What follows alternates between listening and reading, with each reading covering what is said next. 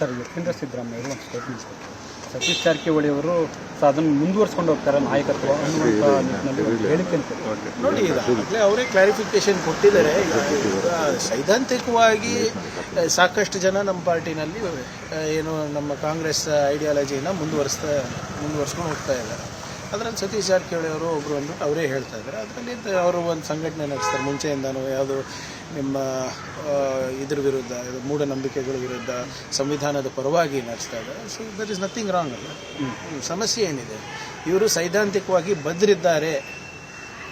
ಇವರು ಕಾಂಗ್ರೆಸ್ ಪಕ್ಷದ ಸಿದ್ಧಾಂತಕ್ಕೆ ಮುಂದುವರಿಸ್ತಾರೆ ಅನ್ನೋದ್ರಲ್ಲಿ ತಪ್ಪೇನಿದೆ. ಉತ್ತರಾಧಿಕಾರಿ ಅನ್ನೋ ರೀತಿಯಲ್ಲಿ ಕೂಡ ಈಗ ಚರ್ಚೆಗಳು ಏನೇ ಇರ್ಬೋದು. ಇವರೇ ಈಗ ಐಡಿಯಾಲಜಿಕಲಿ ಯಾರೊಬ್ಬರೊಬ್ಬರು ವಾರಸ್ದಾರರು ಇರಲೇಬೇಕಲ್ಲ.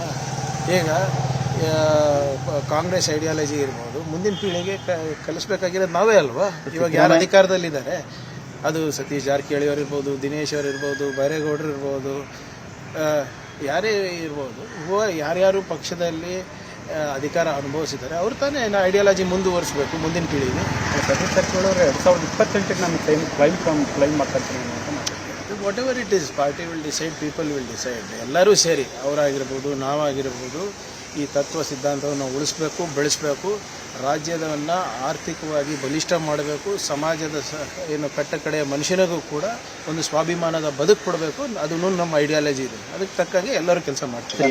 ಕ್ರಾಂತಿ ಅನ್ನೋದೇ ಕೂಡ ಈಗ ಆಗ್ತಿರೋದು. ಯಾಕಂದರೆ ಇದು ಮುಂದುವರೆದ ಭಾಗ್ಯ ಸ್ಟೇಟ್ಮೆಂಟು ಅನ್ನೋ ಡಿ.ಕೆ. ಶಿವಕುಮಾರ್ ಅವರು ದೇವಸ್ಥಾನಗಳಿಗೆ ಹೋಗ್ತಾ ಇರುವಂಥದ್ದು ನೋಡಿ. ಡಿ.ಕೆ. ಶಿವಕುಮಾರ್ ಸಾಹೇಬರು ಮುಂಚೆಯಿಂದನೂ ಭಕ್ತರೇ ಇದ್ದಾರೆ. ಇವಾಗ ನೀವು ಹೆಚ್ಚು ಅವ್ರ ಮೇಲೆ ಫೋಕಸ್ ಮಾಡ್ತಾ ಇದ್ದಾರೆ. ಆದರೆ ಮುಂಚೆಯಿಂದನೂ ಕೂಡ ಅವರು ಏನು ಮಠಗಳಿಗೆ ಹೋಗೋದು, ದೇವಸ್ಥಾನಗಳಿಗೆ ಹೋಗೋದು ಭಾಳ ನಂಬ್ತಾ ಇದ್ರಲ್ಲ. ಇವಾಗಿಂದಲ್ಲ, ನಾನು ನೋಡ್ದಾಗಿಂದ ಅಂತೂ ಮಾಡ್ತಾನೇ ಇದ್ದಾರೆ. 3 ದಶಕದಿಂದ ನಾನು ನೋಡ್ತಾ ಇದ್ದೀನಿ. ಆದರೆ ಇವಾಗ ನೀವು ಹೆಚ್ಚು ಫೋಕಸ್ ಮಾಡ್ತಾ ಇದ್ದೀರಿ ಅಷ್ಟೇ. ಸರ್, ತಮ್ಮ ಮನವಿ ಮೇರೆಗೆ ಕೇಸ್ ಹಿಂಪಡೆಯಲಾಗಿತ್ತು ಅಂದರೆ ಕ್ಯಾಬಿನೆಟ್ನಲ್ಲಿ 2010. ಅದಾಗಲೇ ಹೇಳಿದ್ದೀವಿ. ಅಲ್ಲ ಸರ್, ಅದಲ್ಲ, ಅದು ಸಂಬಂಧಪಟ್ಟಂತೆ ಆರ್.ಎಸ್. ಅವ್ರು ಹೇಳ್ತಿದ್ದಾರೆ ನಾವು ನ್ಯಾಯಾಲಯಕ್ಕೆ ಹೋಗ್ತೀವಿ ಅಂತ ಹೇಳ್ತಾರೆ. ಹೋಗ್ಲಿ, ಯಾರು ಬೇಡ ಅಂದಿದ್ದಾರೆ? Who is stopping them? ಮೀಡಿಯಾನಲ್ಲಿ ಮಾತಾಡೋದಕ್ಕಿಂತ ಹೋಗಿ ನ್ಯಾಯಾಲಯಕ್ಕೆ ಹೋಗ್ಲಿ.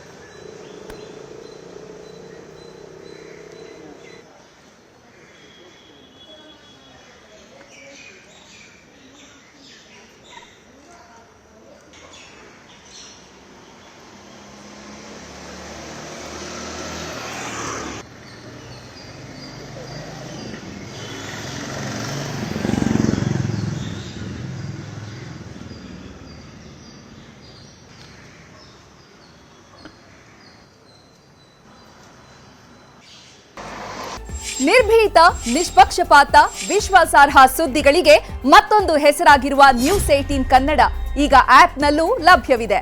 ದಯವಿಟ್ಟು ಇಲ್ಲಿರುವ QR ಕೋಡ್ ಅನ್ನು ಸ್ಕ್ಯಾನ್ ಮಾಡಿಕೊಂಡು ಆಪ್ ಡೌನ್ಲೋಡ್ ಮಾಡೋದಕ್ಕೆ ಮರಿಬೇಡಿ. ನಿಮ್ಮ ಬೆಂಬಲ ಹೀಗೆ ಸದಾ ನಮ್ಮೊಂದಿಗಿರಲಿ. ಧನ್ಯವಾದ.